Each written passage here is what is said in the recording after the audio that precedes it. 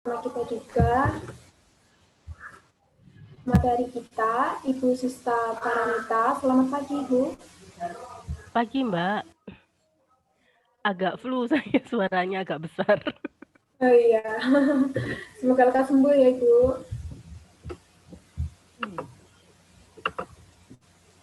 Oke, kita mulai acara kita pada pagi hari ini. Assalamualaikum warahmatullahi wabarakatuh. Selamat pagi, salam sejahtera bagi kita semua. Salam Om Swastiastu, Namo Buddhaya, salam kebajikan. Yang terhormat, Ketua Jurusan Administrasi Publik Fakultas Ilmu Sosial dan Hukum Universitas Negeri Surabaya, Ibu Dr. Cici Rahayu, SOS MSI. Yang saya hormati, Ketua Laboratorium Manajemen dan Kebijakan Publik Jurusan Administrasi Publik Universitas Negeri Surabaya, Bapak Muhammad Farid Ma'ruf, SOS MAP. Yang saya hormati, pemateri kita hari ini, Ibu R.A. Sista Paramita, SAMSI. Yang saya hormati, teman-teman panitia webinar Reksadana Investment Education, dan juga peserta webinar yang berbahagia. Syukur kehadirat Tuhan Yang Maha Esa.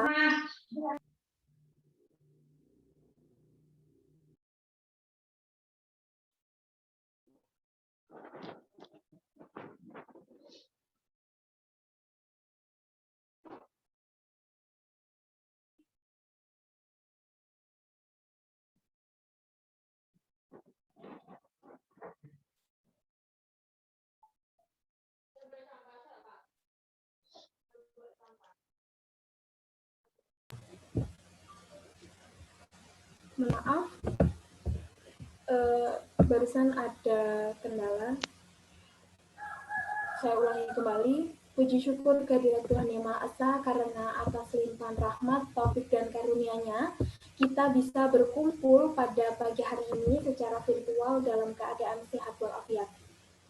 Tidak lupa salawat beserta salam senantiasa kita curahkan kepada junjungan kita Nabi Agung Muhammad Shallallahu Alaihi Wasallam yang senantiasa kita nantikan syafaatnya di yaumul kiamah nanti. Amin Allahumma amin.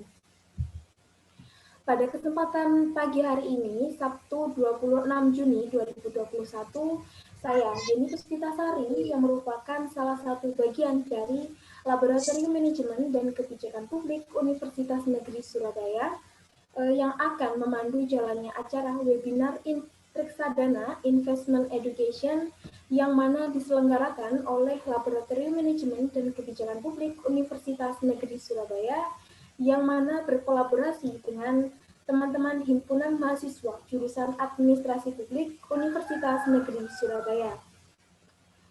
Acara webinar kita pagi hari ini bertemakan strategi cerdas dalam berinvestasi di masa pandemi bagi generasi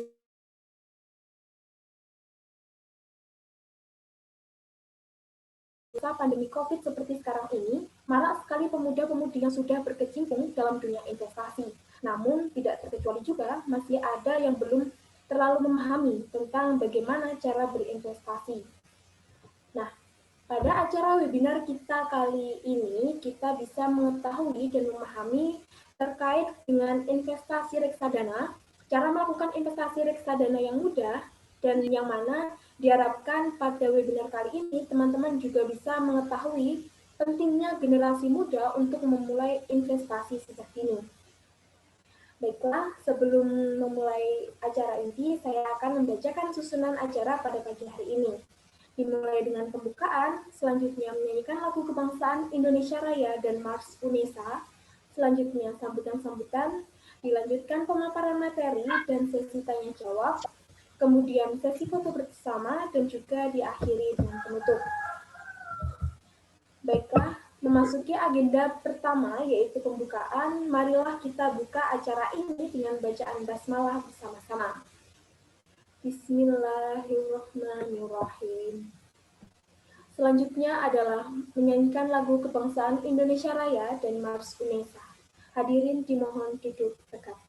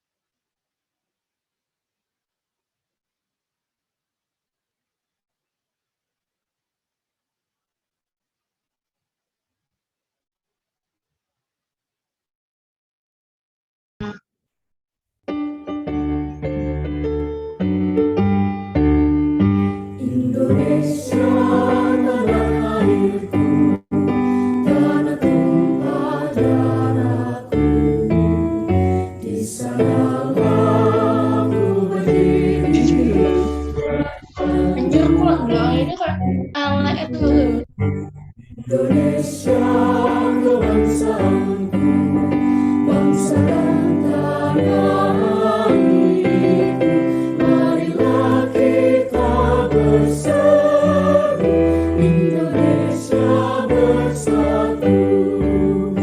Hiduplah tanahku, hiduplah negeriku, bangsaku, rakyatku semuanya.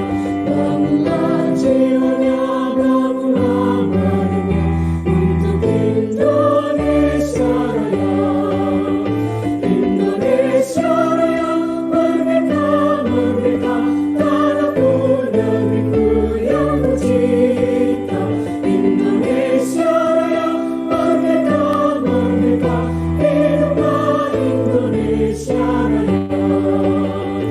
Indonesia Raya, merdeka, merdeka, tanahku, negeriku yang kucinta. Indonesia Raya, merdeka, merdeka, hiduplah Indonesia Raya.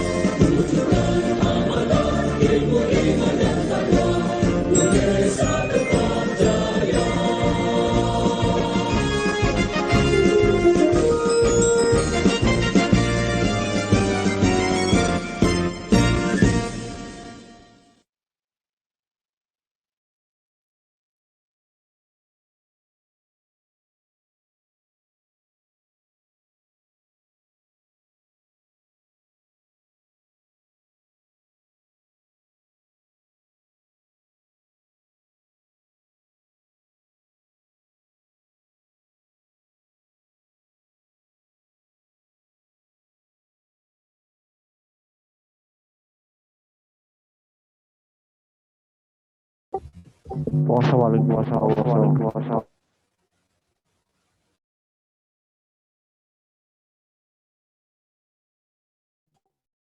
Mbak, mikrofon nih kamu nih, Mbak. Mikrofon nih kamu nih. Acara selanjutnya adalah sambutan-sambutan di mana sambutan yang pertama akan disampaikan oleh Ketua Pelaksana Webinar Reksadana Investment Education kepada peserta.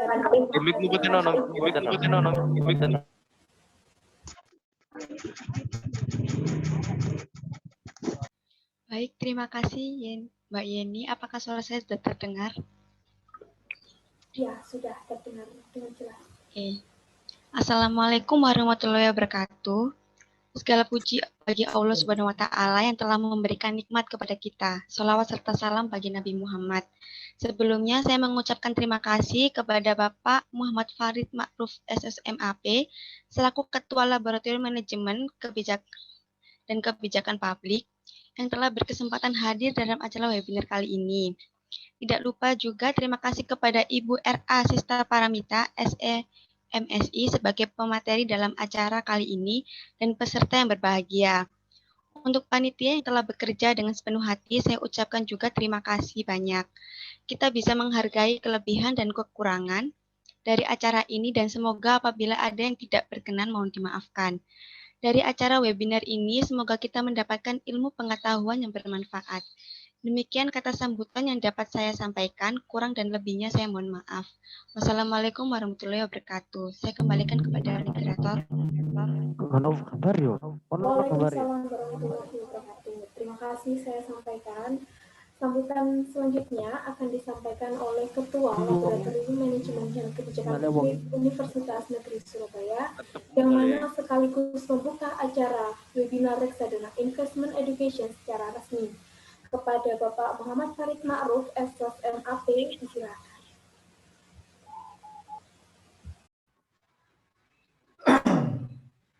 Baik, terima kasih moderator. Assalamualaikum warahmatullahi wabarakatuh. Selamat pagi, salam sejahtera. Mudah-mudahan kita semua selalu mendapatkan berkah kesehatan dan selalu dalam lindungan Allah Subhanahu wa Ta'ala. Bapak Ibu pemateri yang saya hormati, kemudian teman-teman mahasiswa, saya senang sekali dalam kondisi dan situasi yang serba terbatas, kita masih berkesempatan melakukan aktivitas yang positif dan bisa jadi menghasilkan ya secara materi dari kegiatan ini. Untuk itu saya berterima kasih sekali kepada Bu Sista yang nanti memberikan ilmu pengetahuan terkait dengan investasi reksadana. Bagi kami, saya sendiri pribadi maupun dari adik-adik di jurusan administrasi publik, investasi ini, pengetahuan tentang investasi ini sangat minim ya. Jadi dan meskipun begitu, kita tertarik agar di masa pandemi kita bisa mendapatkan income ya tanpa bisa jadi ya tanpa harus beraktivitas di luar ruangan ya gitu. Jadi saya kira ini hal yang positif dan sekali lagi kegiatan ini bisa memberikan hal positif baik pengetahuan, syukur-syukur juga kita bisa aktif dan ikut mempraktekkan investasi di reksadana. Nah, secara pribadi saya sangat tertarik ya dan ikut kepingin ya ikut mengetahui ya. Mudah-mudahan nanti saya bisa berkesempatan. Itu mungkin yang bisa saya sampaikan. Mudah-mudahan kegiatan ini memberi manfaat kepada banyak mahasiswa. Terima kasih sekali lagi kepada Bu Sista. Sebagai akhir kata, saya ucapkan selamat melakukan seminar dengan ini seminar webinar investasi reksadana saya nyatakan dibuka dengan bacaan Bismillahirrahmanirrahim. Itu mungkin dari saya kembalikan lagi kepada moderator. Terima kasih Pak Farid atas sambutan yang telah disampaikan. Baiklah, sebelum memasuki acara inti, saya akan menginformasikan bahwa presensi akan dilakukan 2 kali, dan presensi yang pertama sudah dibagikan oleh tim panitia di room chat dan bisa segera diisi oleh teman-teman peserta. Nah, sembari mengisi presensi yang pertama, saya akan bacakan tata tertib selama webinar berlangsung. Yang pertama, peserta menggunakan nama sesuai identitas pada akun Zoom meeting masing-masing. Yang kedua, peserta menggunakan dress code bebas rapi saat acara berlangsung. Yang ketiga, peserta diharapkan menyalakan kamera dan wajib mematikan mikrofon selama acara berlangsung. Tidak lupa juga bagi teman-teman yang tidak mengalami kendala bisa menggunakan virtual background yang telah disediakan oleh panitia. Yang keempat, peserta akan diberikan kesempatan untuk bertanya pada sesi tanya jawab yang disediakan setelah pemateri selesai memaparkan materi. Yang kelima, peserta yang ingin bertanya bisa menuliskan pertanyaannya pada kolom komentar dengan format nama _ pertanyaan. Yang selanjutnya akan dipilih jika tercepat untuk membacakan pertanyaannya secara bergantian.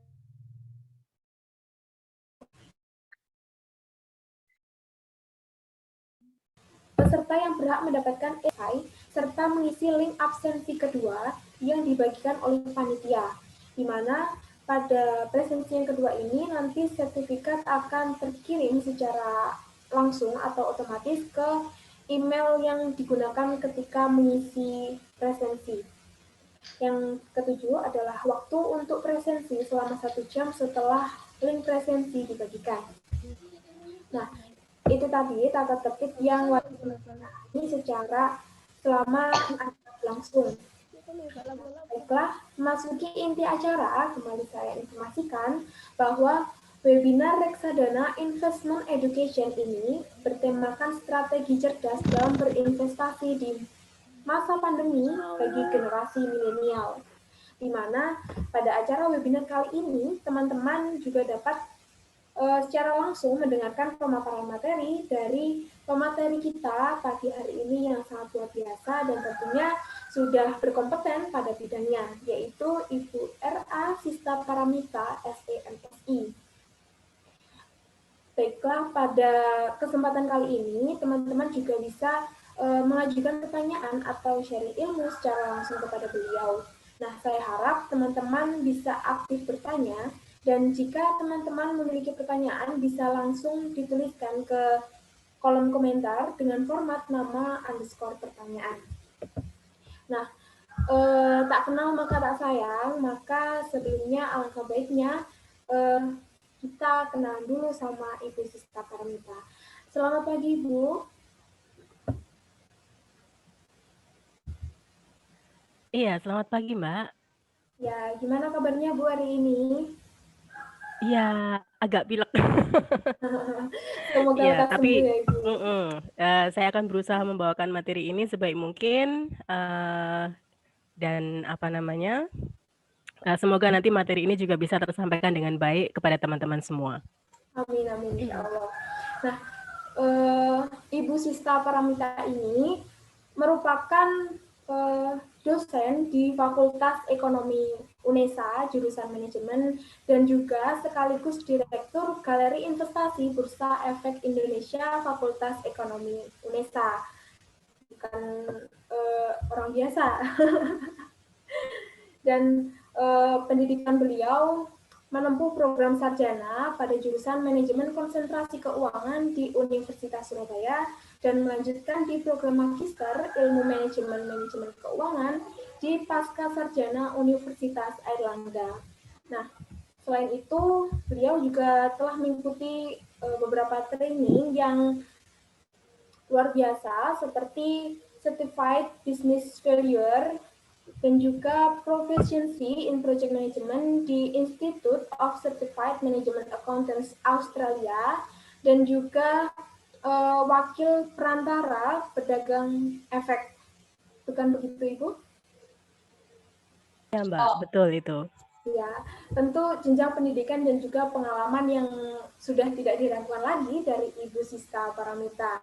Nah, untuk mengefektifkan waktu dan juga tidak menunggu lama-lama lagi, dan saya rasa teman-teman juga sudah tidak sabar untuk mendengarkan materi tentang strategi berinvestasi reksadana di masa pandemi dari Ibu Sista Paramita. Nah, maka dari itu saya silakan kepada Ibu Sista Paramita untuk menyampaikan materi selama 35 menit ke depan. Kepada panitia yang bertugas untuk share screen, disilakan. Monggo, Ibu. Oke, ya. Saya akan share screen langsung dari PPT saya. Sudah terlihat ya, Mbak? Sudah terlihat, Ibu. Sudah, oke. Ya, terima kasih. Hari ini saya mendapat undangan dari Lab Manajemen dan Kebijakan Publik dan terima kasih juga kepada Bapak Farid yang sudah mempercayakan saya untuk menjadi narasumber pada pagi hari ini, serta teman-teman dari jurusan Administrasi Publik yang menjadi panitia kegiatan hari ini. Semoga kita semua dalam keadaan sehat. Dan pagi hari ini sesuai dengan topik yang akan kita diskusikan bersama gitu ya. Jadi hari ini kita akan membahas tentang reksadana. Nah, untuk reksadana hari ini menu kita adalah yang pertama kita akan belajar alasan perlunya berinvestasi sejak dini. Kemudian setelah itu kita akan mencoba mengenal lebih jauh apa itu investasi reksadana. Kemudian yang terakhir adalah cara investasi reksadana. Pada saat kita sekolah ya, dari kecil kita tuh kenalnya istilah menabung. Kita diajarkan oleh orang tua kita untuk selalu menabung, ya kan? Jadi kaum milenial itu kebanyakan juga lebih kenal dengan istilah menabung dibandingkan dengan istilah investasi. Nah, mindset ini membuat orang itu masih berupaya untuk menabung dan mereka belum memikirkan untuk mulai berinvestasi.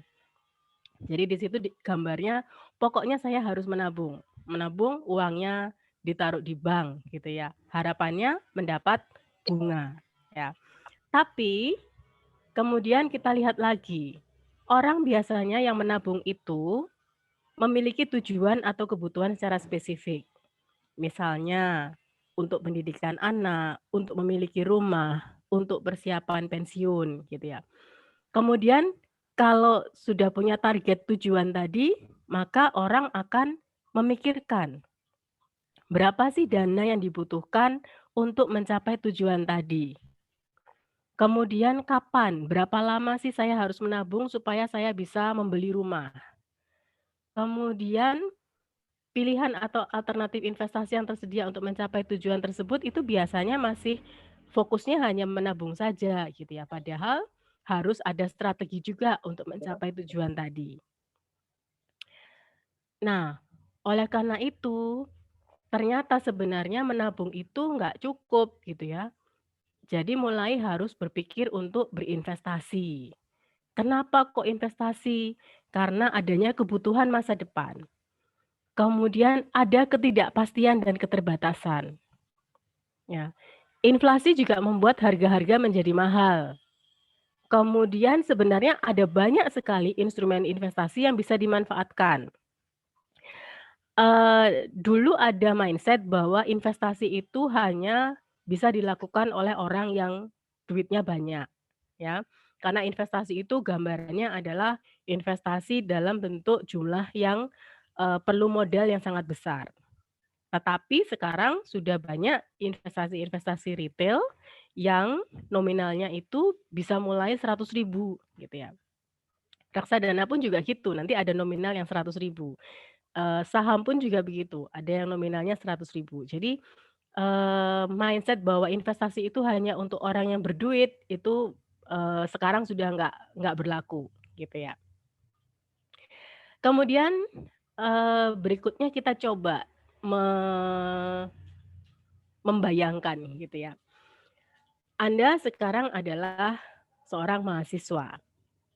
Harapan Anda untuk jangka menengah mungkin yang paling dekat adalah menyelesaikan skripsi atau wisuda Anda.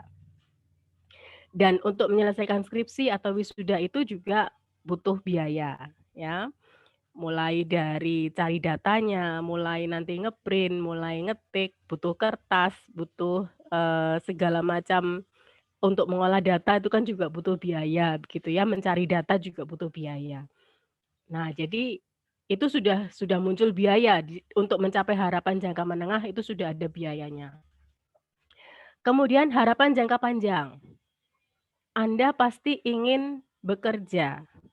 Anda mungkin juga berharap untuk bisa menikah. Anda mungkin ingin piknik atau jalan-jalan. Anda mungkin ingin membeli rumah atau misalnya kendaraan.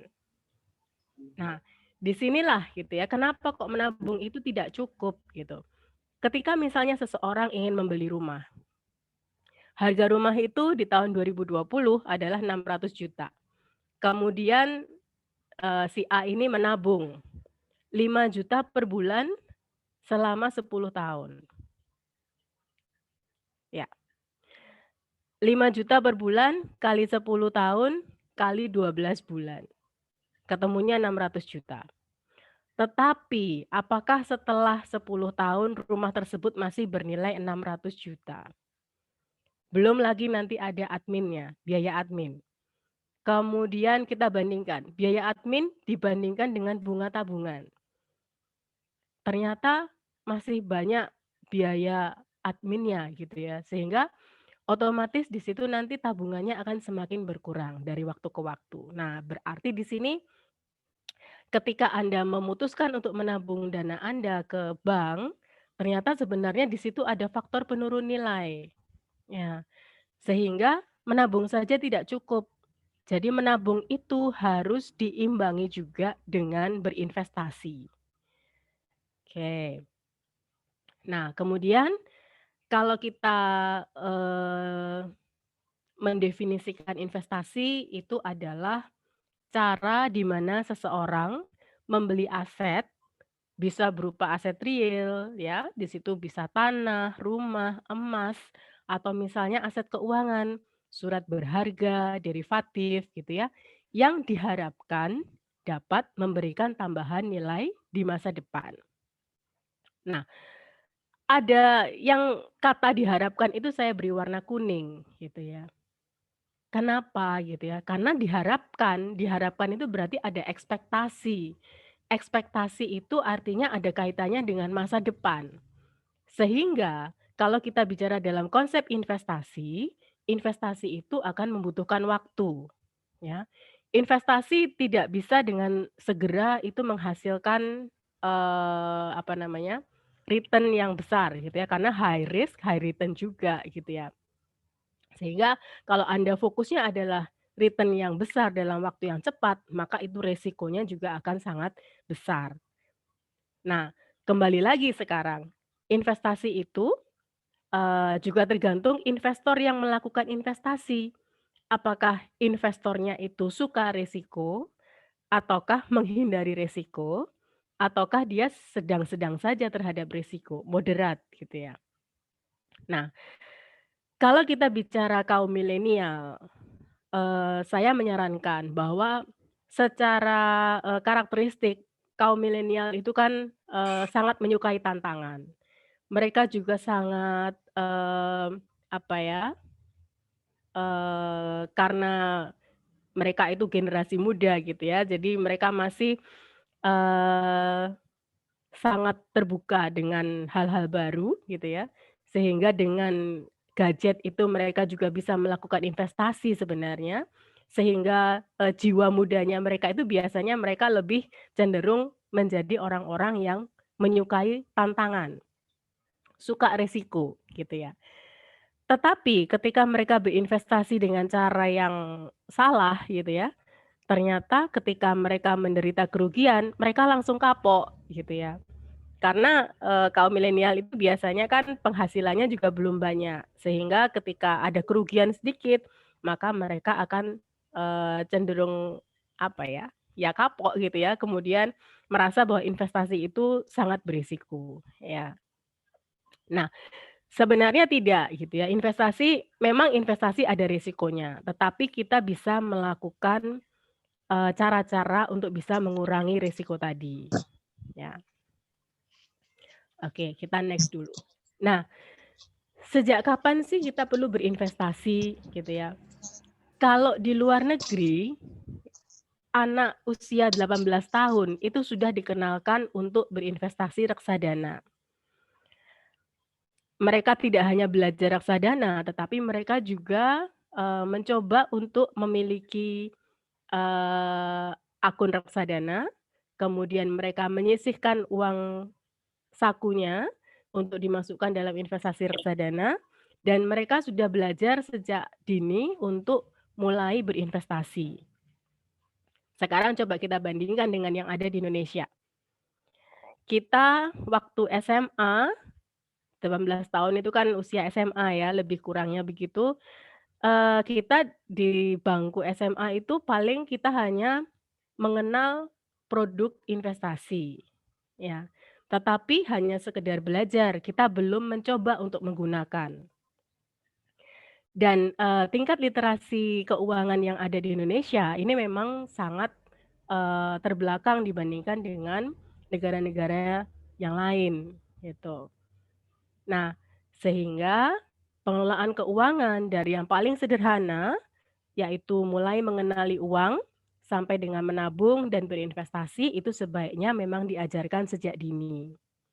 Tetapi kembali lagi bahwa kadang orang tua itu juga kurang, terbuka ya, berkaitan dengan pengelolaan keuangan keluarga, sehingga anak, jarang untuk diajak berkomunikasi terkait dengan pengelolaan keuangan keluarga. Nah, inilah akibatnya, akhirnya banyak gitu ya anak-anak yang kemudian hanya bisa meminta, beliin ini, beliin itu gitu ya, tetapi tidak diajarkan bahwa ketika kita menginginkan sesuatu barang, maka Anda harus berusaha. Berusahanya apa? Bisa menabung atau misalnya bisa bekerja paruh waktu gitu ya. Nah, itu ada cara untuk mendapatkan uang. Ini yang, di Indonesia masih belum banyak, dilakukan gitu ya, sehingga literasinya juga sangat terbelakang. Nah, kemudian berinvestasi itu ada banyak cara gitu ya. Ada yang dengan cara langsung, ada yang dengan cara tidak langsung. Seorang investor bisa berinvestasi secara langsung melalui bank ataupun juga melalui broker. Kalau melalui bank, berarti nanti yang ditransaksikan atau yang bentuk instrumen investasinya adalah time deposit atau deposito ya, TD itu deposito.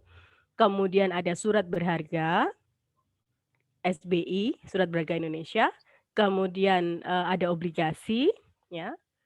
Kalau obligasi itu adalah surat utang. Surat utang ini biasanya nanti ada perusahaan yang membutuhkan tambahan dana dan mereka akan menawarkan obligasi ini kepada investor.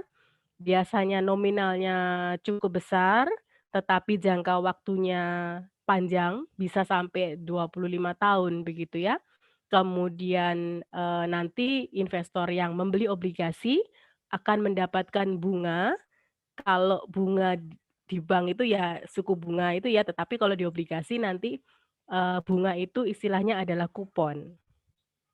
Jadi ada kupon yang akan dibayarkan, secara berkala kepada investor tadi dan di akhir periode, misalnya jangka waktunya adalah 25 tahun, berarti nanti di tahun ke-25, obligasi nanti akan dilunasi oleh perusahaan dan investor akan mendapatkan, kupon untuk tahun ke-25 tadi. Kemudian yang investasi langsung melalui broker.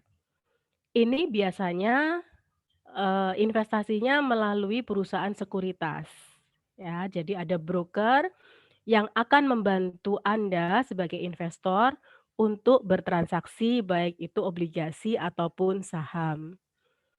Nah, untuk berinvestasi di pasar modal tentu Anda harus memiliki rekening efek dulu gitu ya.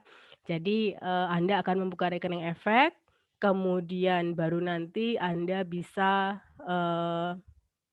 memasukkan dana Anda ke rekening efek tadi, kemudian melakukan order untuk jual atau beli, baik itu untuk obligasi ataupun saham melalui broker. Namun sekarang, transaksi ini sudah bisa dilakukan dengan, menggunakan aplikasi, sehingga investor tidak perlu lagi untuk, apa namanya, meminta bantuan dari broker untuk mengeksekusi transaksinya. Hal ini yang membuat biaya transaksi itu menjadi lebih murah dibandingkan dengan transaksi yang sebelumnya yang banyak melibatkan broker. Nah, setelah investasi langsung, sekarang ada investasi tidak langsung gitu ya. Cara cara yang tidak langsung ini bagaimana? Nah, cara yang tidak langsung, Anda bisa berinvestasi, tetapi Anda menggunakan jasa dari manajer investasi.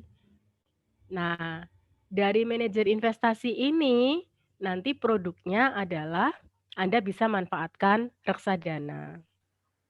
Nah, dari manajer investasi tadi, maka dana Anda akan dikelola. Ada yang dimasukkan ke bank, ada yang dimasukkan dalam bentuk obligasi, ada masuk dalam bentuk saham gitu ya. Nah, Anda sudah tidak perlu repot-repot menganalisis ya. Kalau yang sifatnya langsung tadi, Anda harus analisis sendiri. Bagaimana sih kondisi suku bunga deposito, bagaimana sih besarnya kupon obligasi sekarang, bagaimana sih harga saham sekarang gitu ya. Kalau yang langsung Anda harus analisis sendiri. Tetapi kalau yang tidak langsung, Anda sifatnya lebih pasif. Jadi sudah dana Anda diserahkan kepada manajer investasi, kemudian yang mengelola dana itu adalah si manajer investasinya. Terserah nanti mau dimasukkan ke bank berapa persen, mau dimasukkan ke saham obligasi berapa persen. Ya. Nah, ini kalau instrumen investasi deposito. Bank fungsinya adalah untuk menerima dana dari pihak yang kelebihan dana, ya, dimasukkan ke dalam bank, kemudian nanti investor ini yang kelebihan dana tadi akan mendapatkan bunga. Ya. Nah, kemudian dari bank bisa menyalurkan dana yang dimiliki di bank ini ke pihak yang mengalami defisit. Ya. Orang yang kekurangan dana biasanya kan melakukan pinjaman ya. Jadi bank itu juga bisa memberikan pinjaman. Kemudian perusahaan yang melakukan yang mengajukan kredit tadi akan membayar sejumlah bunga kredit kepada bank sebagai imbalan dari hasil kredit yang dinikmatinya tadi. Ya. Itu deposito. Kemudian investasi obligasi. Saya tadi bilang, kadang perusahaan ketika melakukan operasional perusahaannya, mereka kadang membutuhkan dana tambahan. Ya. Untuk kredit, ternyata mungkin kredit itu tidak cukup gitu ya. Ternyata kredit itu tidak cukup sehingga mereka harus ada dana tambahan lagi. Akhirnya dikeluarkanlah obligasi. Ditawarkan ke investor berminat untuk membeli.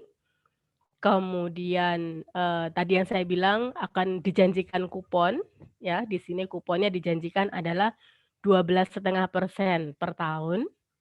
Nah, berarti nanti setiap tahun investor ini akan mendapatkan 12,5% dari total nilai pinjaman yang diberikan kepada perusahaan, dan di akhir tahun jatuh tempo nanti investor akan mendapatkan total dana yang diserahkan untuk membeli obligasi tadi ditambah dengan bunga 12,5%. Ya. Nah, selain deposito, obligasi, kemudian ada saham. Saham berarti di sini perusahaan sebenarnya perusahaan itu kan ada yang perusahaan publik, ada perusahaan privat. Kalau yang bentuknya adalah perseroan terbatas itu pasti ada kepemilikan sahamnya, ya. Nah, tetapi kalau yang di privat, perusahaan privat memang mereka tidak bisa menawarkan sahamnya itu ke sembarang orang. Jadi hanya orang-orang tertentu saja yang bisa memegang saham perusahaan tersebut. Tetapi untuk perusahaan publik, mereka bisa menawarkan, sahamnya untuk dibeli oleh investor publik. Nah, sebenarnya tujuannya juga sama gitu ya, kenapa kok perusahaan mengeluarkan saham? Perusahaan mengeluarkan saham tujuannya adalah untuk mendapatkan dana tambahan juga untuk operasional perusahaannya. Nah, sehingga saham ditawarkan, investor berminat, akhirnya terjadi transaksi, kemudian, di sini juga ada tingkat pengembaliannya, tetapi, sifatnya lebih fluktuatif ya, karena harga saham itu akan, eee, berfluktuatif dari hari ke hari, ya. Karena tergantung juga supply dan demand serta, bagaimana kinerja perusahaan tersebut. Nah, ini tadi yang saya, nyatakan gitu ya, ketika investasi kita harus tahu juga risiko, kemudian juga tahu return-nya gitu ya. Deposito resikonya paling kecil, ya. Resiko paling kecil, return-nya juga kecil, karena kan kita tahu sendiri ya tadi, suku bunga bank itu berapa sekarang. Kemudian resikonya agak besar sedikit, itu ada obligasi. Return-nya juga tentu akan lebih besar dibandingkan dengan deposito. Paling kanan, resikonya paling besar, saham, ya. Tapi return-nya juga besar, ya. Tetapi kembali lagi gitu ya, saham itu juga macam-macam. Saham itu ada yang saham gorengan, ada saham yang memang kinerjanya bagus, fundamentalnya bagus ya. Jadi hati-hati ketika nanti misalnya Anda tertarik untuk membeli saham, maka Anda memang harus, belajar ekstra gitu ya untuk bisa mengetahui bagaimana sih kinerja perusahaan itu sehingga nanti Anda bisa memilih saham dengan fundamental perusahaan yang bagus atau kinerja atau posisi keuangan perusahaan yang bagus ya, sehingga nanti Anda, bisa mendapatkan hasil yang sesuai yang diinginkan. Nah ini, kalau tadi itu, gambarannya bagaimana posisi return dan risikonya, kemudian di sini saya mencoba untuk membuat gambaran, ya. Jenis instrumen jangka waktunya jangka pendek, deposito, ya. Pendapatannya didapatkan dari bunga, kemudian fluktuasi dari pendapatan bunga itu kan biasanya cenderung tetap, ya. Kemudian nilai pokoknya tetap, apakah diperdagangkan? Tidak, karena deposito itu kan ada namanya sendiri-sendiri ya, jadi ini tidak diperdagangkan. Hasil investasi bulanannya antara 0,5 sampai dengan 0,9%. Risikonya rendah. Obligasi, pendapatannya berupa kupon dan juga capital gain. Nah, capital gain itu apa gitu ya? Capital gain atau capital loss itu adalah selisih dari harga beli dan harga jual. Obligasi itu bisa diperdagangkan gitu ya. Jadi nanti kalau misalnya Anda beli obligasi, maka nanti akan Anda bandingkan gitu ya, saya kalau beli obligasi kemudian saya jual lagi, apakah saya dapat keuntungan atau tidak, gitu. Itu capital gain. Variasinya bagaimana? Bisa tetap, bisa bervariasi. Ya. Karena tergantung tadi gitu ya, kalau misalnya Anda, memegangnya dalam waktu jangka panjang, obligasi kan, sifatnya memang, dia kalau deposito jangka pendek itu antara 1 tahun ya, lebih kurang 1 tahun. Nah obligasi ini bisa 5, bisa, sampai dengan 25 tahun. Saham itu jangka panjang karena ya saham itu sesuai dengan lamanya perusahaan itu berdiri, gitu. Bisa bertahun-tahun, bisa puluhan tahun gitu ya, sehingga, nanti dia untuk saham ini juga jangka waktunya bisa sangat panjang. Nah, kemudian kembali lagi obligasi, nilai pokoknya bervariasi, ya, tergantung juga di sini. Jadi, eh, ada rating juga untuk melihat apakah, sebuah perusahaan itu memiliki kinerja keuangan yang bagus atau tidak. Obligasi juga begitu. Obligasi yang dimiliki oleh perusahaan yang memiliki kinerja yang baik, maka nilainya juga biasanya akan lebih baik dibandingkan dengan perusahaan yang memiliki kinerja yang buruk. Kenapa? Karena ada risikonya. Kalau perusahaan kinerjanya buruk, kemudian dia menawarkan obligasi, resikonya apa kira-kira? Resikonya apakah kalau saya sebagai investor meminjamkan dana saya ke perusahaan dengan kinerja buruk, dalam waktu 5 tahun atau 10 tahun ke depan, apakah perusahaan itu bisa mengembalikan dana itu ke saya? Resiko itu. Ya, jadi perlu diperhatikan juga hal-hal yang semacam itu. Kemudian hasil investasinya bisa 3 sampai dengan 3,5% dan risikonya menengah. Ya, jadi kalau pas kinerjanya bagus, ya obligasinya bagus. Tapi kalau kinerjanya jelek, ya risiko gitu ya. Kemudian saham. Saham ini jangka panjang karena akan ada selama perusahaan itu masih berdiri. Pendapatannya dari dividen dan capital gain. Dividen itu adalah keuntungan yang diperoleh oleh perusahaan itu, kemudian dari laba, ya, laba perusahaan akan disisihkan dulu, sebagian yang akan digunakan untuk operasional, dan sisanya itu nanti akan dibagikan sebagai dividen. Ada perusahaan yang rajin mengeluarkan dividen. Tiap tahun mereka membagikan dividen. Tetapi ada juga yang tidak. Jadi kalau misalnya pas dapat laba baru mereka membagikan dividen, tapi kalau tidak ya enggak gitu ya. Tergantung perusahaannya. Kemudian pendapatan lainnya adalah capital gain. Dan sifatnya di sini juga bervariasi karena saham tadi berfluktuasi ya, tergantung supply dan demand. Bisa diperdagangkan? Iya, saham bisa diperdagangkan selama saham itu adalah milik perusahaan publik dan bisa ditransaksikan di pasar modal. Hasil investasinya ini mulai bisa minus 10 ya, bisa rugi 10, bisa untung 25%. Sehingga di sini risikonya tinggi. Range-nya fluktuasi risikonya cukup tinggi. Ya. Nah, oleh karena itu, kalau kita mau berinvestasi, jangan taruh semua telur dalam satu keranjang.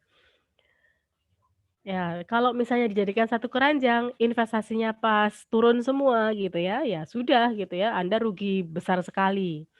Tetapi kalau misalnya Anda melakukan kombinasi, baik itu nanti yang risiko rendah, risiko menengah, risiko tinggi ya, Anda kombinasikan ini, maka harapannya adalah Anda bisa meminimalkan risiko. Jadi tidak pecah semua gitu ya telurnya. Masih ada telur yang bisa Anda gunakan ketika Anda memisahkan investasi itu dalam keranjang yang berbeda-beda.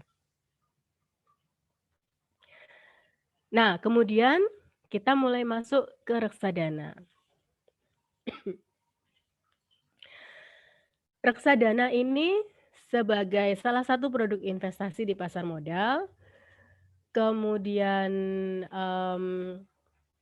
tadi dikatakan bahwa yang mengelola nanti adalah manajer investasi, dan manajer investasi tadi akan memilih produk-produk investasi seperti deposito, obligasi, sukuk maupun saham yang nanti investor akan mendapatkan bukti unit penyertaan. Jadi kepemilikan investor dalam produk reksadana nanti di situ sifatnya adalah ada unit penyertaan, kemudian nanti ada perusahaan aset manajemen yang menjadi agen perantara perdagangan reksadana, dan di sini biasanya memang perusahaan-perusahaan sekuritas itu harus memiliki manajer investasi yang sudah diakui, gitu. Kalau misalnya nanti Anda ingin mengecek gitu ya, kemana sih atau perusahaan sekuritas mana saja yang memiliki izin sebagai apa namanya, perusahaan sekuritas yang mengelola reksadana, maka Anda bisa cek ke websitenya Bursa Efek Indonesia. Di situ nanti ada apa namanya, halaman khusus terkait dengan reksadana. Kemudian Anda juga bisa mengecek manajer investasi yang ada di perusahaan sekuritas itu, apakah mereka punya lisensi manajer investasi atau tidak. Ya. Nah, untuk transaksi reksadana, selain manajer investasi juga ada bank kustodian.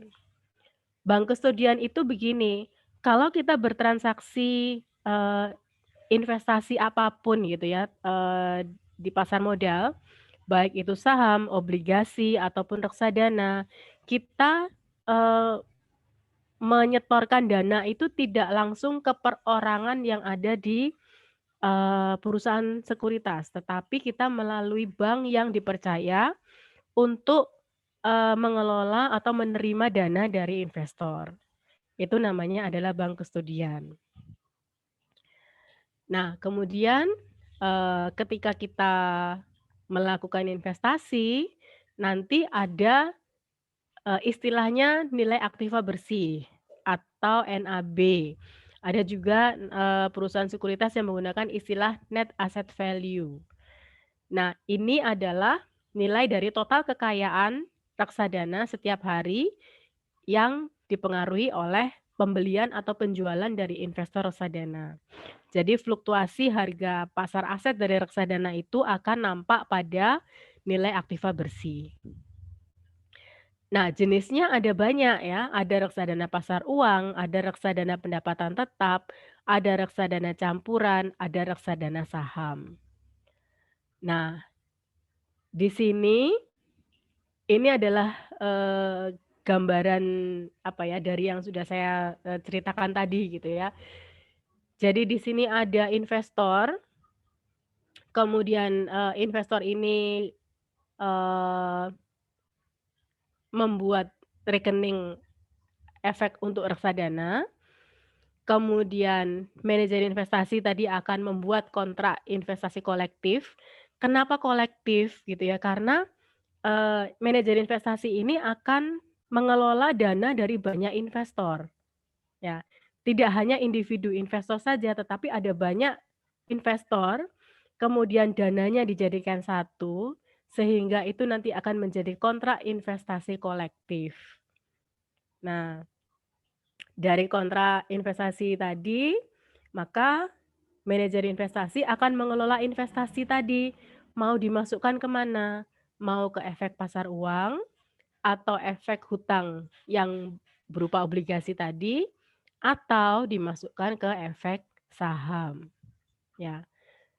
Nah, ketika sudah ada transaksi di sini melalui bank kustodian, ketika investor akan menjual reksadananya, maka nanti dana itu akan melalui bank kustodian, ya. Jadi investor setor dana itu lewat bank kustodian, investor terima dana itu juga dari lewat bank kustodian. Tidak pernah langsung ke manajer investasi, ya. Manajer investasi hanya sarana untuk memilih produk atau instrumen investasinya. Oke ya. Jadi di sini memang reksadana adalah wadah yang dipergunakan untuk menghimpun dana dari masyarakat untuk diinvestasikan dalam portfolio efek oleh manajer investasi. Nah, memang nanti ketika sudah diinvestasikan ke dalam banyak instrumen, nanti terserah misalnya investor akan menjual reksadananya tadi, ya bisa nanti minta ke manajer investasi untuk melakukan transaksi penjualan. Nah, sekarang manfaatnya apa sih gitu ya? Investor itu kan pengetahuan kembali lagi ya, pengetahuan investasi masyarakat itu kan tidak sama, ya. Ada yang paham betul mengenai transaksi di pasar modal, ada yang tidak paham, ada yang menyukai risiko, ada yang tidak suka risiko. Kemudian juga ada yang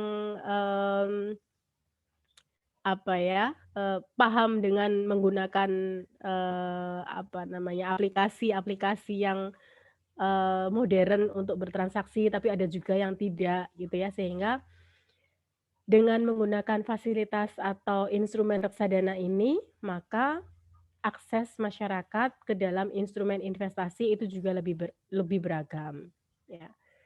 Bisa ke deposito, bisa ke obligasi, bisa ke saham. Terserah nanti investor mau yang mana.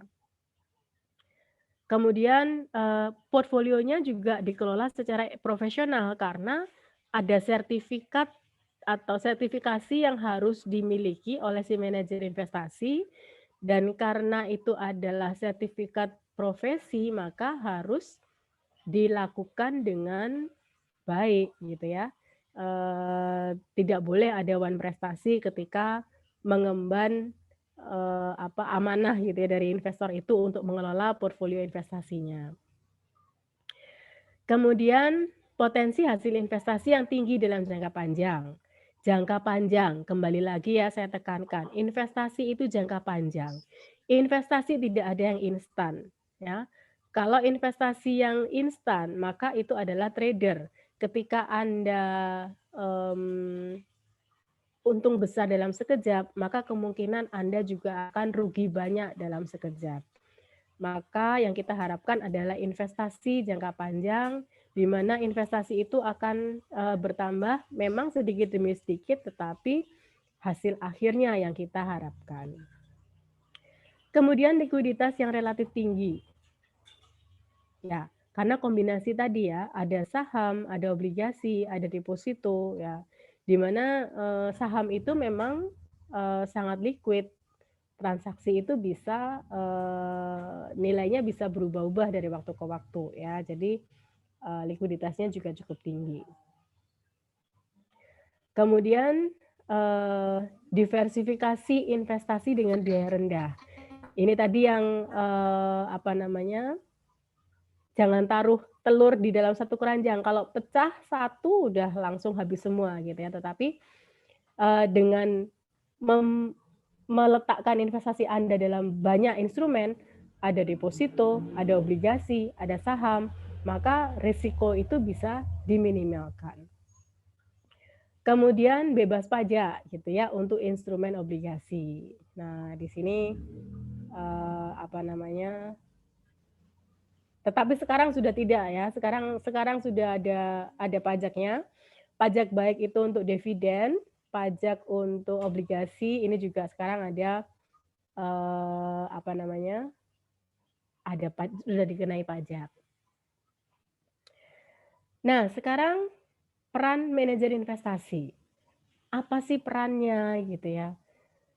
Selain membantu investor untuk melakukan transaksi, mereka juga harus melakukan analisis makro dan mikro. Kenapa? Karena mereka kan mengelola dana investor gitu ya. Jadi mereka harus paham analisis makro dan mikronya. Kemudian mengalokasikan aset. Berapa sih yang dimasukkan di deposito, berapa persen yang dimasukkan ke obligasi, berapa persen yang dimasukkan di saham. Nah, kemudian sektornya. Kalau di saham ada 9 sektor. Nah, saat ini sektor mana sih yang menguntungkan? Nah, ini biasanya juga akan menjadi hal yang harus diperhatikan oleh manajer investasi. Kemudian emitennya, kalau sudah tahu sektornya, pilih emiten yang mana. Emiten itu adalah perusahaan yang terdaftar di Bursa Efek, ya. Jadi kalau misalnya sektor makanan minuman, apakah Unilever masih bagus? Ya, karena Unilever trennya sekarang lagi turun dalam, ya. Apakah Mayora? Apakah Indofood CBP? Nah, itu nanti si manajer investasi harus milih, gitu ya. Kemudian melakukan transaksi melalui bank atau pialang, kemudian juga memonitor kinerja dan melakukan penyesuaian portfolio. Nah, ini mekanisme kerja reksadana. Ya, Bapepam di situ sudah diganti ya, jadi OJK. Kemudian investor pertama kali berhubungan itu pasti dengan agen penjual. Agen penjual menawari kepada investor tentang produk-produk investasi. Kemudian dari situ nanti mereka akan memilih kira-kira produk investasi apa yang paling tepat atau paling cocok untuk investor tadi. Biasanya ada seperti kuesioner yang harus diisi supaya nanti bisa kelihatan apakah investor itu menyukai risiko atau tidak.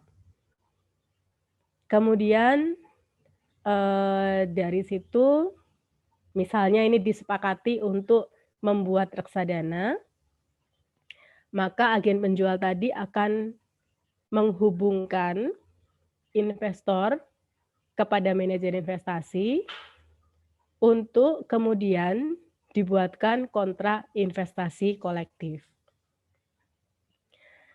Kemudian akan dibuat juga perjanjian juga dengan bank kustodian yang ditunjuk oleh perusahaan sekuritas di mana manajer investasi tadi ada gitu ya.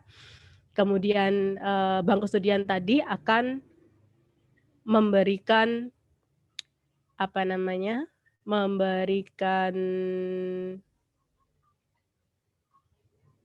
nomor rekening gitu ya, nanti bisa digunakan oleh investor untuk menyetorkan dana. Nah, kemudian dari situ manajer investasi artinya setelah dana diserahkan ke bank kustodian, maka manajer investasi tadi juga akan bisa melakukan transaksi atau bisa memilihkan instrumen yang cocok untuk investor tadi. Ya. Melalui pialang bank, bisa dalam bentuk pasar uang, ataupun pasar modal.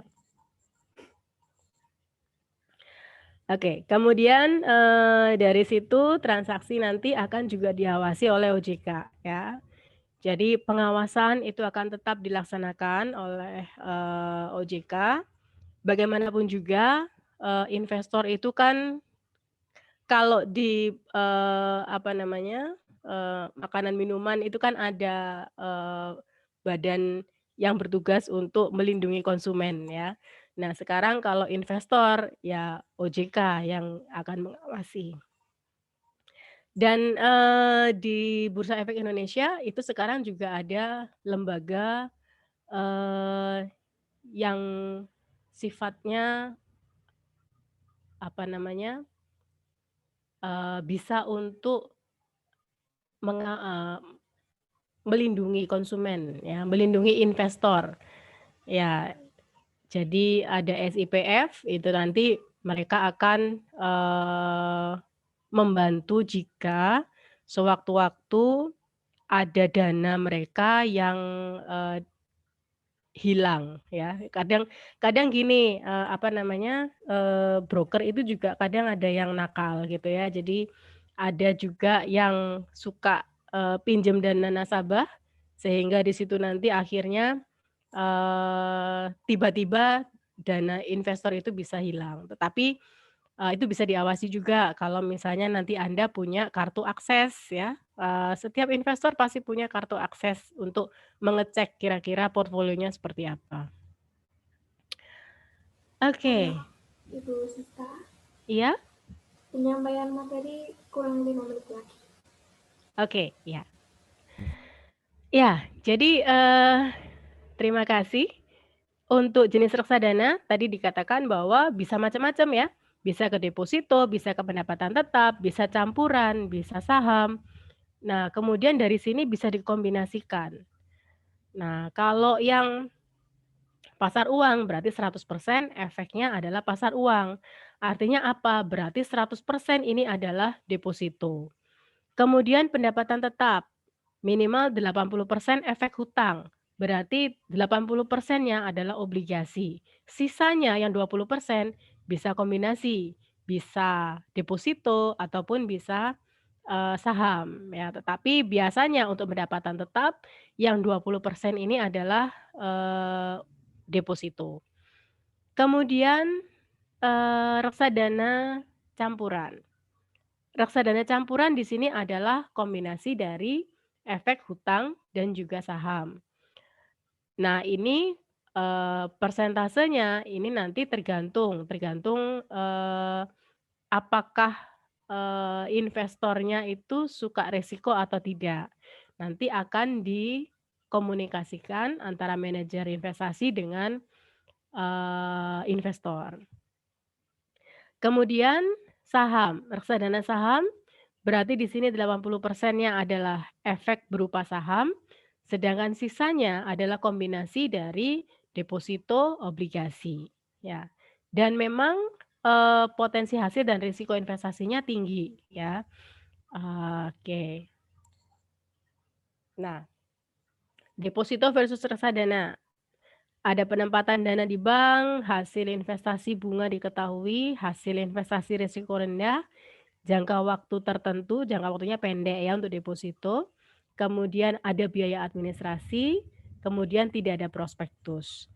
Kalau yang reksadana, di sini ada istilahnya tadi unit penyertaan, hasilnya itu memang bisa naik dan bisa turun. Kemudian hasil investasi dan risiko bisa lebih tinggi dari deposito, tergantung reksadananya. Kemudian tidak ada jangka waktu, bisa dikategorikan jangka pendek, menengah, dan panjang. Kemudian biaya pembelian, penjualan kembali, itu ada biaya ya, maksudnya untuk penjualan atau pembelian reksadana itu ada biayanya. Karena ketika melakukan transaksi pembelian atau penjualan kan menggunakan jasa manajer investasi. Kemudian reksadana ada prospektus. Jadi prospektus itu gambaran bagaimana sih perkembangan dari reksadana tersebut. Kalau deposito kan tidak ada bagaimana perkembangannya, bagaimana prospeknya kan tidak muncul seperti itu. Oke, ini adalah kalau menggunakan gadget, ini adalah tampilan dari investasi yang dilakukan gitu ya. Jadi di sini reksadana ada 99,93%, sisanya ini memang uang kas karena tergantung ukuran ukuran reksadananya ya. Karena di situ kan tadi istilahnya bundling. Jadi disisakan di sini uang kasnya adalah 1.000. Ya. Nah, ini tadi yang sebenarnya ini ada kaitannya juga dengan investasi gitu ya. Kalau kita sekarang misalnya ada orang dengan usia 35 tahun, pensiunnya 55 tahun, berarti menuju ke masa pensiun adalah 15 tahun di usia 70. Kebutuhan hidupnya misalnya 10 juta per bulan, asumsinya deposito 6%, tingkat inflasi 7,5%, hasil investasi reksadana sahamnya 25%, kebutuhan pensiunnya berarti dihitungannya adalah 9,808 miliar. Nah, investasi bulanannya berarti Anda harus nabung deposito 19.650.000 per bulan. Kemudian kalau reksadana berarti Anda hanya menabung reksadana per bulannya adalah 1.351.000. Ya, ini simulasi gitu ya. Jadi sebenarnya lebih mudah untuk ke reksadana dibandingkan Anda harus melakukan deposito. Karena seperti tadi yang saya bilang, deposito masih kena potong inflasi gitu ya. Oke, saya rasa itu paparan saya kembalikan ke moderator. Terima kasih.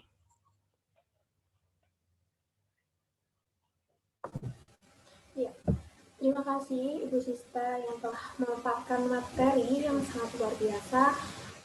Dan tentunya pemaparan materi ini menuai antusias yang sangat luar biasa juga dari teman-teman. Di mana pada materi kali ini kita sudah belajar tentang pentingnya investasi sejak dini, pengenalan tentang investasi reksadana, dan juga bagaimana cara melakukan investasi reksadana. Nah, setelah melakukan pemaparan materi ini, dilanjutkan sesi tanya jawab, di mana di sini sudah ada banyak sekali pertanyaan. Namun di sini kami dari tim panitia mengambil 3 pertanyaan, yaitu yang pertama dari Sita Andiana yang bertanya bahwa produk reksadana apa yang paling cocok untuk mahasiswa melakukan berinvestasi, dan juga mungkin ada kaitannya dengan pertanyaan yang kedua dari saudara Alia yang bertanya bahwa investasi seperti apa yang dapat dilakukan oleh pemula. Gitu. Mungkin bisa langsung. Ya, kembali lagi ke investornya gitu ya. Jadi produk reksadana seperti apa? Yang pasti adalah kalau reksadana itu kan memang produk investasi yang Anda istilahnya Anda hanya setor uangnya untuk kemudian dikelola oleh manajer investasi. Jadi Anda sudah istilahnya sifatnya pasif ya. Anda hanya nanti tiap bulan Anda akan menerima laporan perkembangan dari hasil reksadana Anda. Nah sekarang Anda orang yang gimana nih gitu? Apakah Anda adalah orang yang ketika investasi Anda mengalami penurunan sedikit Anda sudah deg-degan? Atau misalnya investasinya turun sedikit, okelah nggak apa-apa gitu. Saya kan investasi reksadana untuk 20 tahun ke depan gitu, misalnya gitu. Nah jadi kalau misalnya Anda tipe orang yang kurang suka dengan risiko, maka Anda bisa memilih reksadana pendapatan tetap atau misalnya reksadana pasar uang. Itu isinya nanti lebih banyak di deposito dan obligasi. Tapi kalau Anda lebih suka risiko, maka Anda nanti pilihnya adalah lebih baik ke reksadana saham karena nanti fluktuasi harganya akan mengikuti dari pergerakan harga saham. Ya, jadi itu sih kalau menurut saya. Kemudian tadi apa pertanyaan yang kedua ya? Investasi apa yang cocok untuk pemula itu? Oke, investasi yang paling cocok untuk pemula. Saya rasa ya reksadana. Karena sebenarnya reksadana itu sifatnya lebih mirip menabung ya. Jadi setiap bulan Anda bisa setor dana melalui bank kustodian untuk dimasukkan ke rekening efek Anda. Kemudian dari situ dananya akan dikelola oleh manajer investasi. Kemudian nanti Anda dapat laporan tiap bulan mengenai pertumbuhan dari hasil reksadana Anda. Dan saya rasa karena sifatnya yang pasif tadi ya, jadi Anda hanya setor dana, kemudian dapat laporan naik atau turun, ya saya rasa itu yang paling mudah sebagai investor pemula. Terima kasih Bu Siska atas jawaban yang telah disampaikan. Selanjutnya ada pertanyaan dari Pak Gading. Mungkin Pak Gading bisa open mic. Bisa.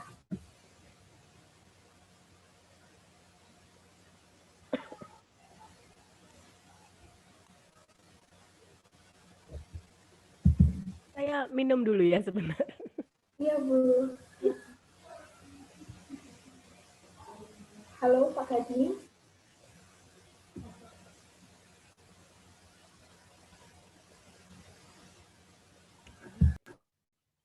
Oke, thank you, Matur suwun. Nggih. Saya sambil nunggu ibunya minum dulu. Oh, sampun Pak, sampun. Oh, sampun. Nggih, Bu, mohon Nggih. izin. Saya mahasiswa D4, Bu. Oh, Nggih, iya Pak. nggih. Gimana? Ini kan kebetulan kan sebenarnya kalau reksadana itu enaknya itu kalau bagi mahasiswa itu kan bisa nabung ya, Bu. Misalkan kalau kan jenisnya banyak juga. Nabungnya itu kan bisa 100.000 gitu. Kalau saya tahunya itu kan Bareksa. Nah, Bareksa itu kan bisa 100.000, 100.000. Jadi kalau misalkan kita itu bapak-bapak itu kalau ada uang sisa beli pentol gitu bisa dimasukkan reksadana. Nah,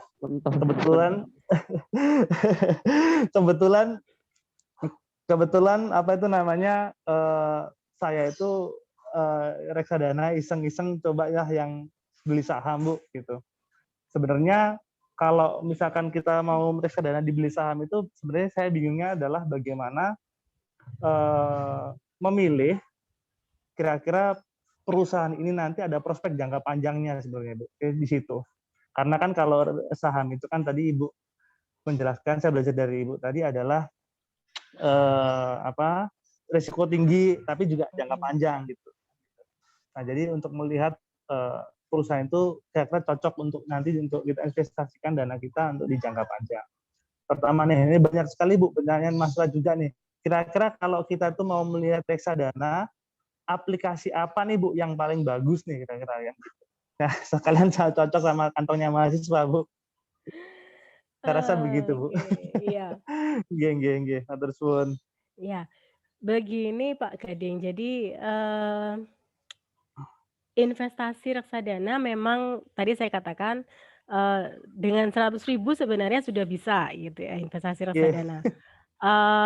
Apapun perusahaan sekuritas sekarang sudah membuka kesempatan juga untuk retail. Jadi 100.000 sudah bisa.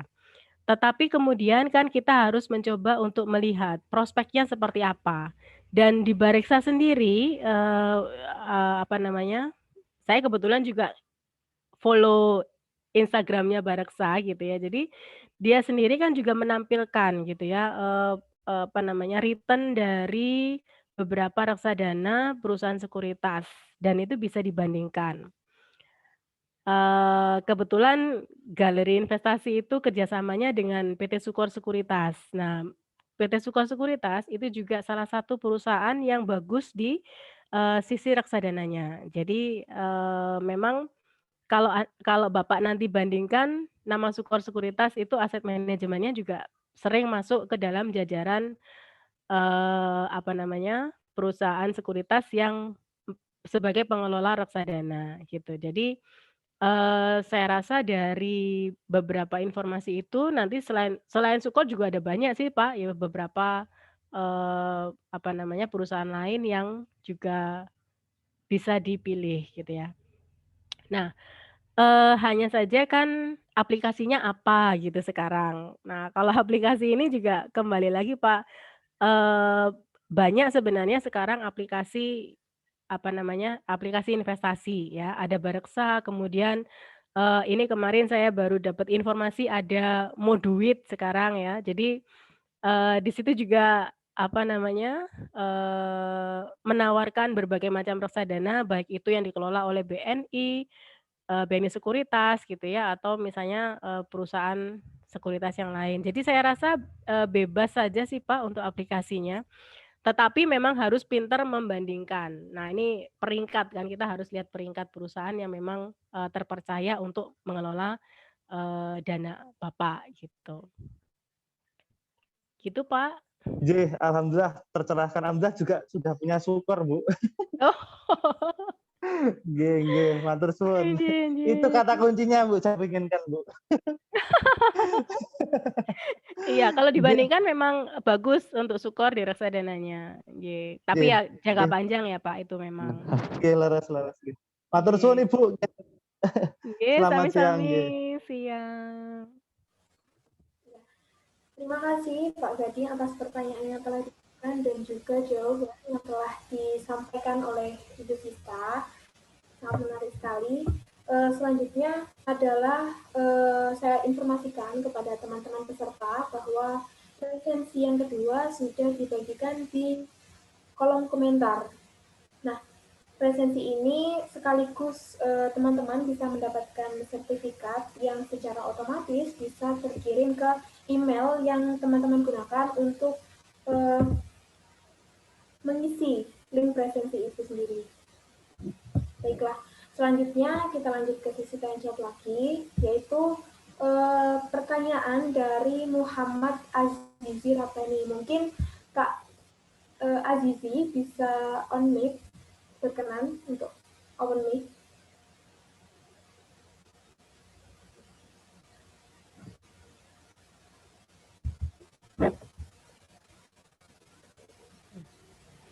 Halo, Pak Azizi.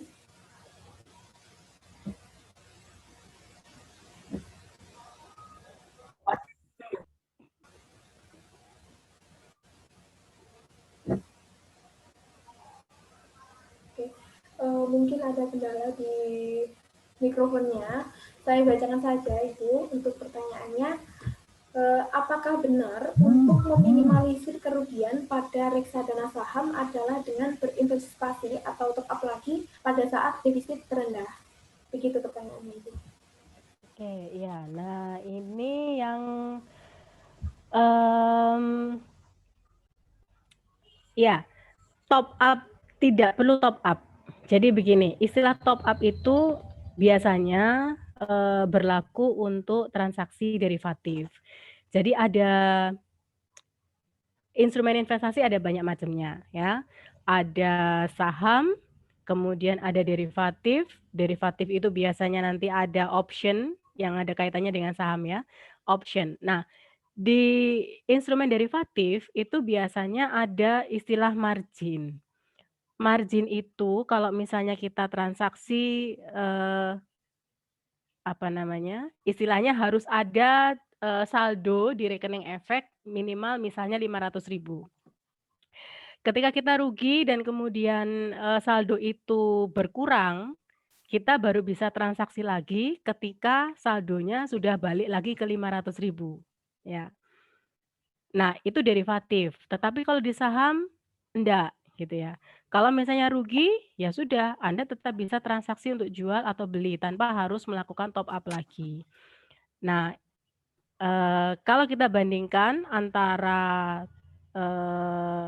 kepemilikan saham dengan derivatif, maka resikonya akan sangat besar yang derivatif, option ya. Misalnya option, mungkin beberapa teman juga sudah banyak yang secara tidak langsung kenal dengan option. Jadi option itu harus top up lagi kalau rugi. Jadi sudah rugi harus top up lagi gitu ya. Jadi makin berat yang harus ditanggung oleh investor yang menggunakan option. Tetapi kalau saham tidak. Jadi kalau memang harganya turun, ya sudah turun dan masih bisa melakukan transaksi jual walaupun harganya sudah turun gitu.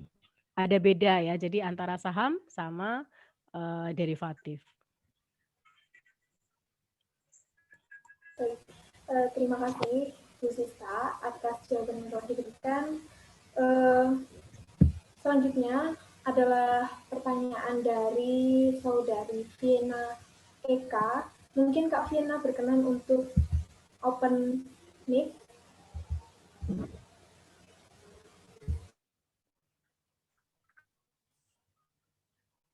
Halo, Kak Vienna.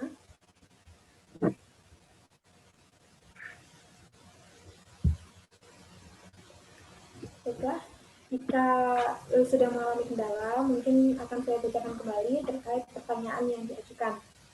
Nah, pertanyaannya, jika memiliki uang dingin, itu lebih baik diinvestasikan di reksadana pasar uang atau didepositokan saja untuk digunakan jangka panjang, begitu pertanyaan. Ya, deposito atau reksadana pasar uang. Sebenarnya komposisinya sama gitu ya, antara, deposito dengan, reksadana pasar uang. Karena memang semuanya masuk ke, alokasi dananya semuanya akan dimasukkan ke deposito. Tetapi kembali lagi gitu ya, ketika, manajer investasi memasukkan dana investor ke deposito, maka tentu manajer investasi tadi sudah punya, data ya terkait dengan bunga yang, menguntungkan, deposito mana yang memberikan return yang atau bunga yang paling tinggi dibandingkan dengan deposito lainnya. Sehingga kalau Anda mau memasukkan deposito, maka mungkin, pilihan banknya Anda mungkin terbatas karena data yang Anda miliki terkait dengan bunga yang ditawarkan juga tidak sebanyak data yang dimiliki oleh manajer investasi. Saya rasa itu. Bisa saja sih, tetapi, kalau manajer investasi kan sudah lebih kompleks ya untuk informasinya. Begitu. Walaupun sama-sama di depositonya, tetapi bunganya mungkin informasinya lebih tinggi yang dimiliki oleh manajer investasi. Gitu, Mbak. Baik, sekali lagi saya ucapkan terima kasih pada Ibu Siska yang telah menjawab pertanyaan, dan itu merupakan pertanyaan terakhir pada webinar kita pagi hari ini. Mungkin bisa dilanjut pada pertemuan-pertemuan yang akan datang. Insya Allah semoga ada kesempatan untuk bertemu lagi dengan Ibu Siska. Iya. Ini Pak Farid, ini ada dari Bapak tadi ya, usul Bu mungkin bisa dibuka kelas workshop atau praktek langsung investasi reksadana. Oke, bisa diagendakan Pak. Ya, betul Bu. Kelihatannya itu ini karena minat mahasiswa karena nggak terwadai kalau cuma 1 jam 2 jam mungkin ya nanti panitia bisa menghubungi lah tanya lebih lanjut terkait dengan ada nggak waktu atau kesempatan untuk workshop itu. Iya bisa Pak. Nanti kalau misalnya nanti join dengan galeri investasi, nanti kita bisa datangkan narasumbernya yang profesional langsung Pak. Jadi kalau mau tanya detailnya sampai nanti biayanya berapa, mungkin nanti bisa langsung dengan pihak Sukor Sekuritas begitu. Terima kasih Bu Sista. Ya, diagendakan ya Bu ya, membuka kelas workshop investasi reksadana.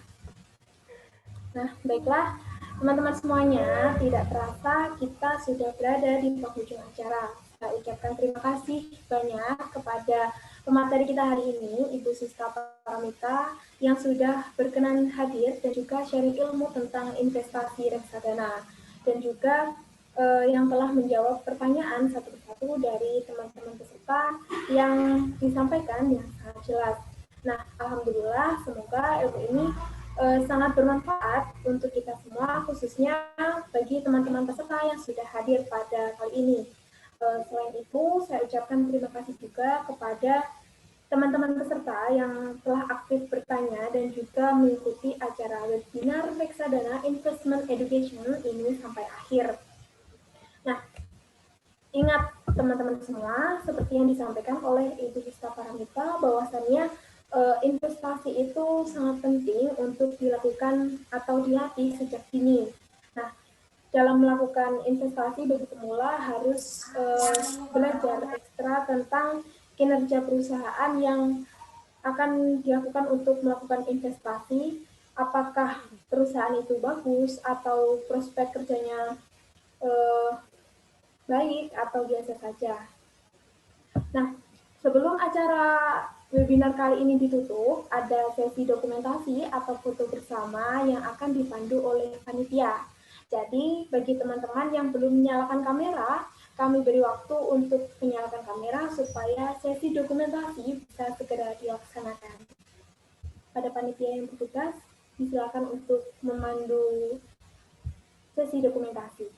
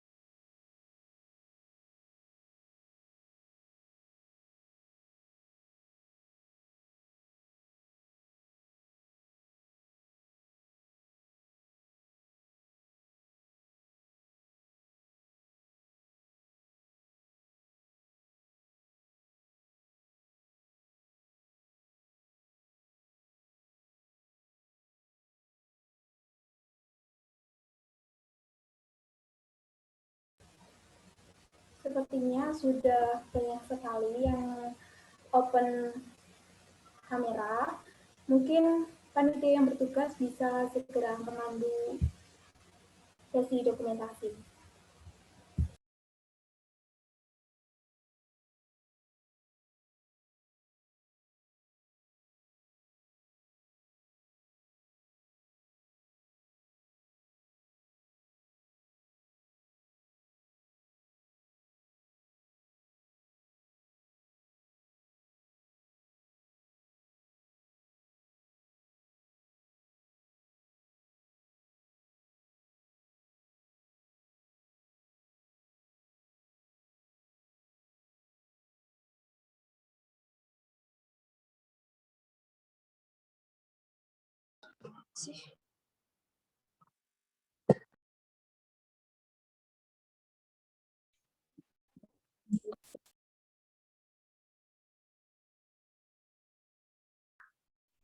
Ya baik, terima kasih.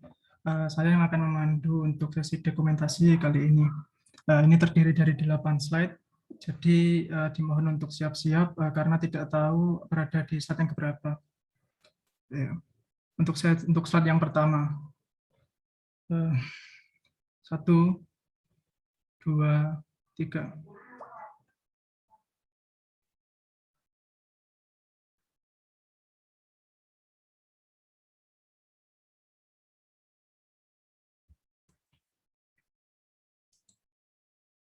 Harus simpan dulu.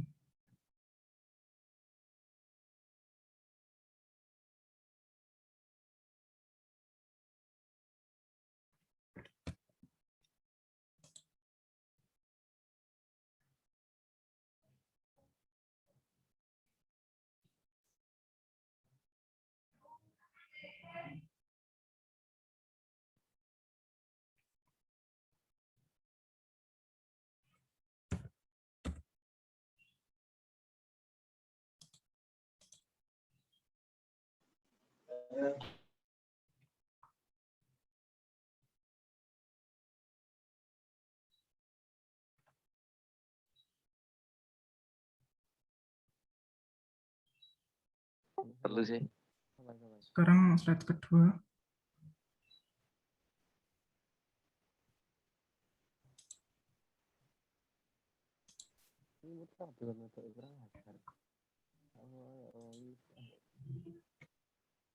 Cahyo Vita. Ini kita. Retno apa? Dia sini. Retno. Lurus. Kagak. Retno Sinjun. Belas.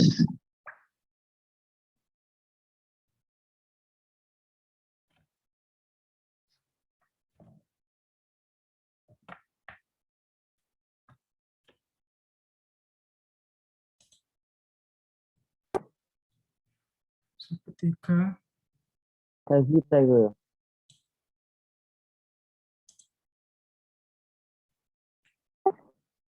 Itu ada fungsi kelar.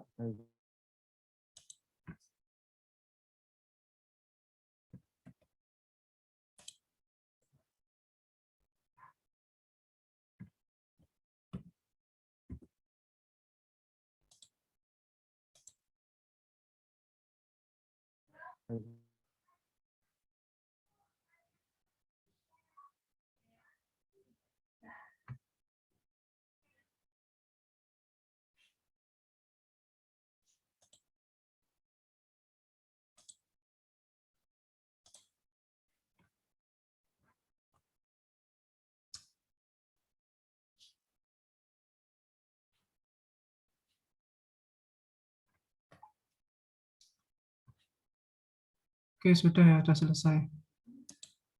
Terima kasih. Saya kembalikan pada moderator. Oke, terima kasih panitia telah memandu sesi dokumentasi pada pagi hari ini. Baiklah, saya ingatkan kembali kepada teman-teman bagi yang belum mengisi link presensi yang kedua bisa segera mengisi pada link yang telah dibagikan oleh panitia pada kolom komentar. Baiklah, sesi sudah kita lalui bersama dan waktu sudah menunjukkan pukul 10 lebih. Saya Yeni Puspitasari selaku moderator pada acara webinar Reksadana Investment Education. Mohon maaf bila mana ada sikap atau tutur kata saya yang kurang sesuai dalam memandu acara ini. Saya Yeni pamit undur diri, salam sehat dan selamat beraktivitas kembali. Wassalamualaikum warahmatullahi wabarakatuh. Waalaikumsalam.